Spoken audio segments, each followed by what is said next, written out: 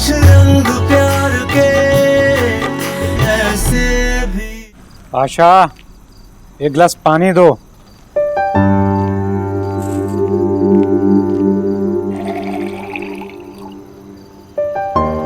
बाबा, पानी। अच्छा, तो अब मैंने ऐसे छुआ तो आप पानी भी नहीं पिएंगे?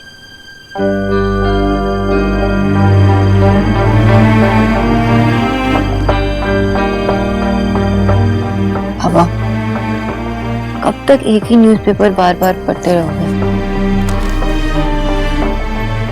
बात नहीं करोगे मुझसे?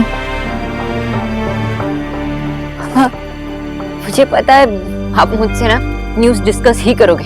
करो ना डिस्कस बाबा, डिस्कस करो ना बाबा, मुझसे बात करो ना। मुझे पता है कि बचपन में दादा से ज्यादा आप मुझसे प्यार करते थे। याद है आपको स्कूल में जब टीचर मेरी शिकायत करती थी तो आप मुझे नहीं स्कूल जाकर उन्हीं को डांटते थे। कोई भी मेरे बारे में कुछ भी भला बुरा कहता था तो आप नहीं सह सकते थे। मैंने आपको इतना डिसअपॉइंट किया बाबा, मेरी वजह से आप इतने हर्ट हुए, इतनी बेइज्जती सहनी पड़ी आपको। मुझे गलती हो गई बाबा, I'm really sorry।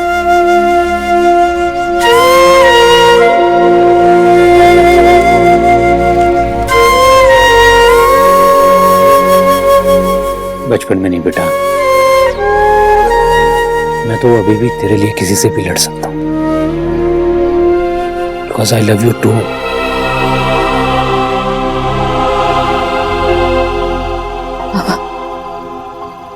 मैं कैसे भी रह सकती हूँ, किसी भी हालत में कुछ भी सह सकती हूँ, लेकिन आप मुझसे बात ना करें मैं नहीं सह सकती।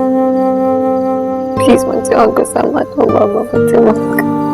नहीं बेटा, मैं तुझसे गुस्सा नहीं हूँ, तू तो मेरा प्राइड है।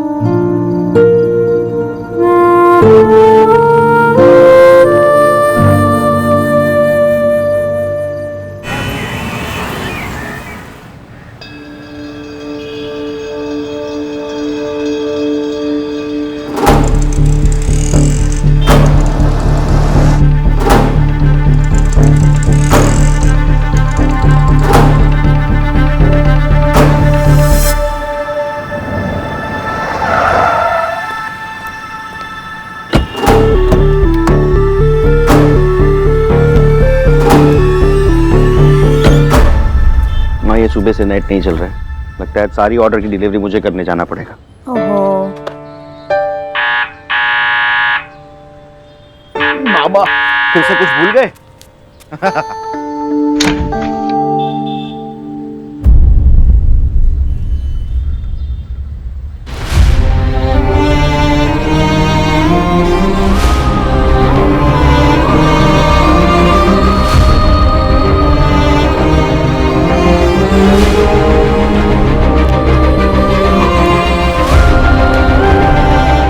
आशा जी, पहले मेरी बात तो सुन लीजिए और फिर जाने के लिए कह दीजिए। मैंने अभी भाई साहब को बाहर जाते हुए देखा तो बेटी के पिता को दुनियादारी तो देखनी पड़ती है, पर माँ और दादी को बेटी के दिल की बात समझनी होती है ना। मैं फिर से आपसे बात करने आई हूँ, क्या हम बैठकर बात कर सकते हैं? हाँ, आई बैठी जी।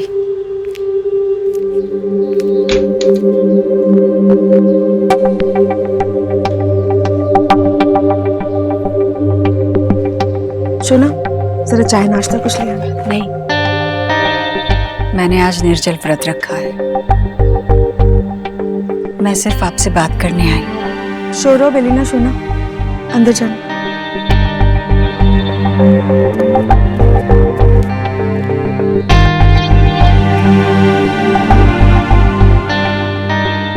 आशा जी, आप और मैं दोनों जानती हैं कि हमारे बच्चे एक दूसरे से बहुत प्यार करते हैं, तभी तो एक दूसरे से अलग रहने की उनकी सारी कोशिशें नाकाम रही ना। मैं जानती हूँ कि सोनाक्षी ने पूरे मन से कोशिश की देव से अलग होने की, जिंदगी में आगे बढ़ने की, पर वो नहीं कर पाई ना। बेचारी बच्ची के नसीब में तो और दर्द आ गया। और मेरा देव भी बहुत दुखी है। क्या होगा हमारे बच्चों का? उनके आगे तो उनकी पूरी जिंदगी है। कैसे कटेगी उनकी जिंदगी एक दूसरे के बगैर? और क्यों कटे? अगर आप मान गई तो मैं आप लोगों से विनती करती हूँ, आप इस रिश्ते के लिए मान जाइए। देखिए, सोनाक्षी भी आप लोगों को देखकर अपने दर्द से जूझ रही है, बिल्कुल जिस तरह देव जूझ रहा था।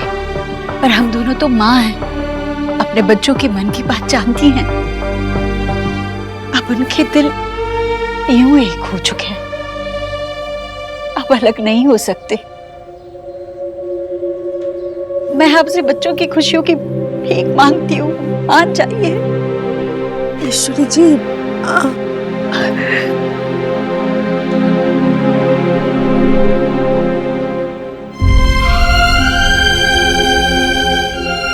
कौन माँ अपने बच्चों की आंखों में आंसू देखना पसंद करती है?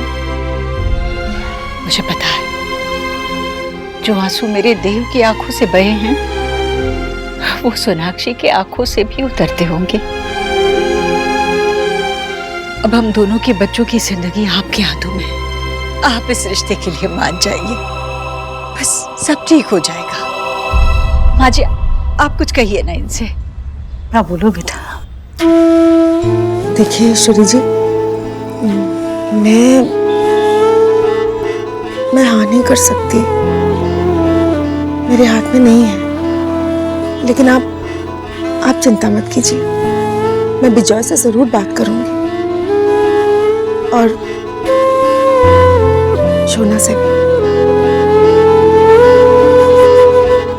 मुझे बस यही उम्मीद है। आप बात जरूर कर लीजिए।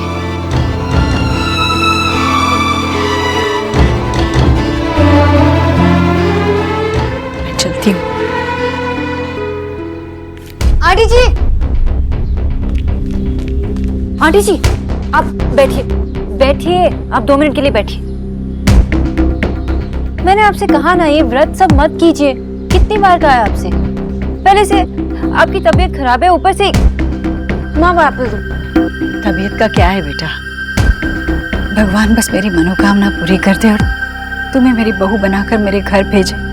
मेरी तबीयत अपने आप ठीक हो जाएगी। ऐसे करने से कौन से भगवान खुश होते? ये लीजिए, खा लीजिए, मैं ऐसे आपको जाने नहीं दूंगी। खा लीजिए।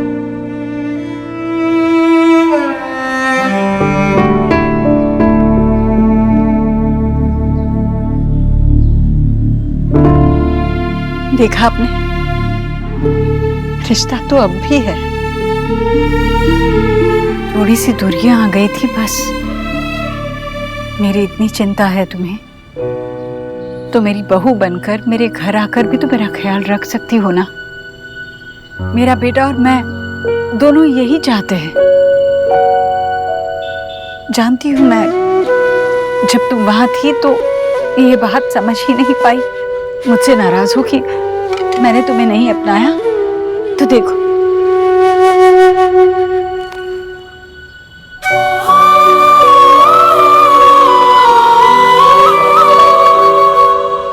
मैं तुमसे अपने बच्चे की खुशियां मांग रही हूँ। मुझे मेरे बच्चे की खुशियां दे दो।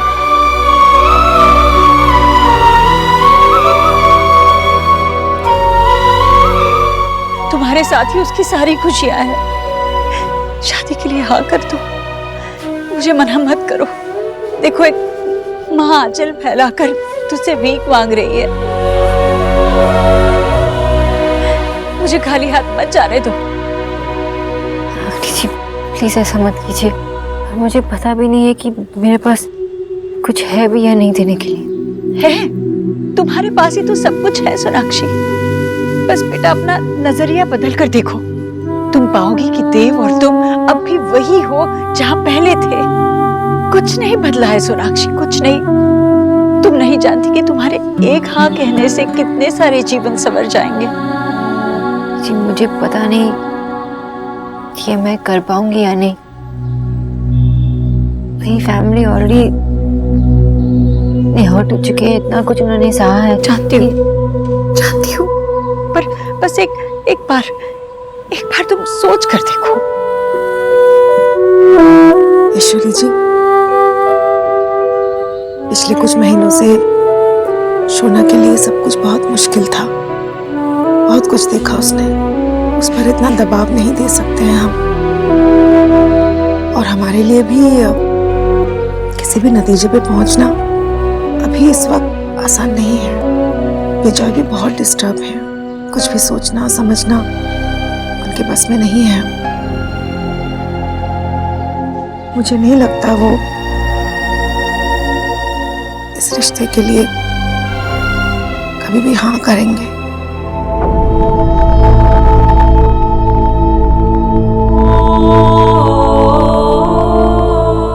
शायद आप ठीक कह रही हैं, पर सोनाक्षी देखो बेटा, मैं तुम पर दबाव नहीं डालना चाहती हूँ, पर बस एक सलाह देना चाहूंगी। अगर तुम्हें ठीक लगे तो मान लेना। तुम जो भी फैसला करोगी अपने जीवन को सामने रख कर करना। जीवन बड़ा लंबा है और सही जीवन साथी हो तो ये लंबा और कठिन सफर आसान हो सकता है। मुझे नहीं पता कितने लोगों को जिंदगी में प्यार मिलता है, पर मुझे पता है कि तुम्हें वो प्यार मिला था और अब भी वही प्यार पाने का एक मौका है तुम्हारे पास। ये मौका गंवाना नहीं, बस एक बार सोचना जरूर।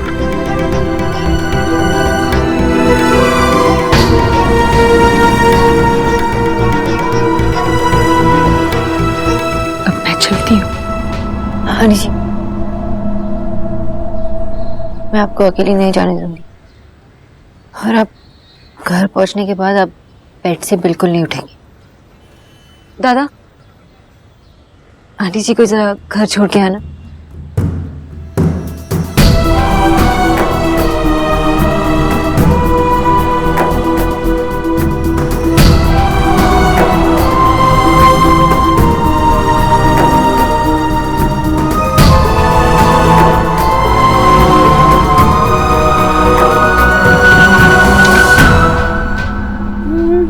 ईश्वरी की कोई खबर मिली क्या?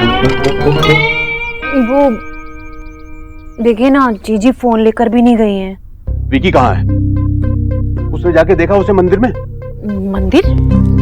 हाँ, वो मंदिर में भी नहीं है, पता नहीं कहाँ चली गई। ऐसे कैसे नहीं है? तूने ठीक से देखा नहीं होगा, मैं खुद ही जाकर। हाँ, अरे वैसे भी मेरे बच्चे की नजर तो कमजोर हो गई है ना, ठीक से दिखाई नहीं दिया होगा, तो आप ही ढूंढ लीजिए। वैसे भी आपको ना गरीब की बेटी को ताना मारने का मौका चाहिए, और साथ में गरीब की बेटी के बेटे को भी। बड़े आए, मेरी समझ में ये नहीं आ रहा है जीजी क्यों गई उनके सामने बार बार हाथ फैलाने। क्या हीरे लगे उस लड़की में? डॉक्टर नहीं है वो भी नाम की। भाभी,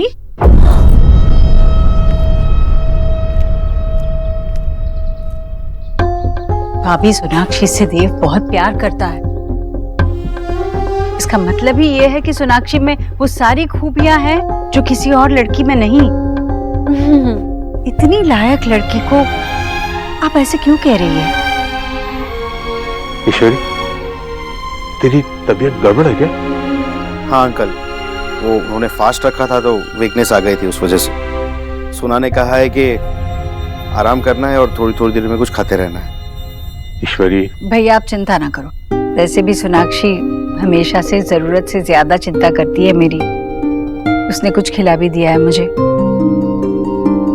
बोला जी बाजी। बेटा, जरा इनके लिए पानी और वो मिठाई रखी है ना, वो भी लेकर आना। अच्छा। तुम्हें बेटा मिठाई पसंद है ना? नहीं आंटी जी, मैं निकलता हूँ, मुझे कुछ काम है। नहीं, खाकर जाना। तुम्हें मिठाई बहुत पसंद है ना? बकरी के भाई को ऐसे खिलाया जाता है हलाल करने से पहले। हाँ, खाओ खाओ। खांसी खांसी खांसी आ गई इसे। पानी लाओ बेटा। नहीं नहीं। आंटी जी मैं चलता हूँ, नमस्ते। धन्यवाद बेटा।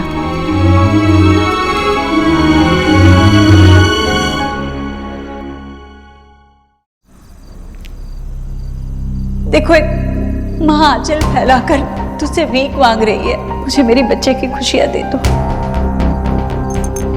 अब उनके दिल यूं एक हो चुके हैं, अब अलग नहीं हो सकते।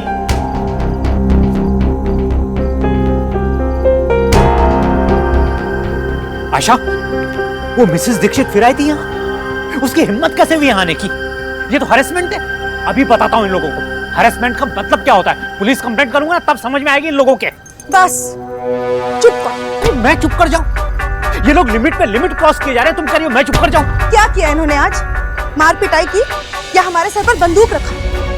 नहीं विजय, उन्होंने एक बार फिर हमसे रिक्वेस्ट की कि हम अपनी बेटी की शादी उनके बेटे से कराएं, और ये कोई क्राइम नहीं है जिसके लिए आप पुलिस बुलाएंगे। पहले जो हुआ गलत हुआ, बुरा हुआ, लेकिन अगर हमने शोना के आज को ठीक नहीं किया ना, तो हम अपनी बेटी की खुशियां हमेशा हमेशा के लिए खो देंगे। आशा, मैं इन बातों से... विजय, तुमने देखा नहीं उसने देव को भुलाने की कितनी कोशिश की, पर क्या हुआ? आखिर सच सामने आ गया ना। आशा, मैं इन बातों से पिघलने वाला नहीं हूँ। वो उस घर में नहीं जाएगी बस। क्यों? क्योंकि ये आपकी जिद है या आपका ईगो? आपको पता है ईश्वरी जी ने आज क्या किया? आपकी फैमिली के आगे झोली फैलाकर अपने बेटे की खुशियों के लिए भीख मांगी।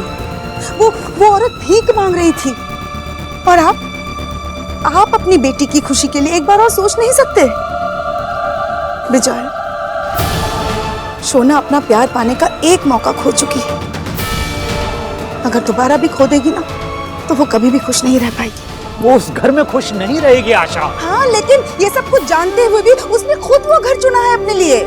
हमने अपनी मर्जी थोपने की उस पर एक बार कोशिश की थी ना, क्या हुआ? भूल गया? विजय, हमारी बेटी खुश नहीं है। एक बार पॉजिटिवली सोचो ना। जैसे आज ईश्वरी जी देव की खुशी के लिए झोली फैलाकर सोना का हाथ मांग रही थी, वैसे एक दिन वो सोना को अपने मन से एक्सेप्ट भी कर लेगी। आशा, तुम भी उस औरत की बातों में आ रही हो। विजय, आप सोना के बाबा हैं, लेकिन ये फैसला आपका नहीं है, सोना का है। एक बार अपने ईगो को साइड में रख के अपनी बेटी की खुशी के बारे में सोचो प्लीज।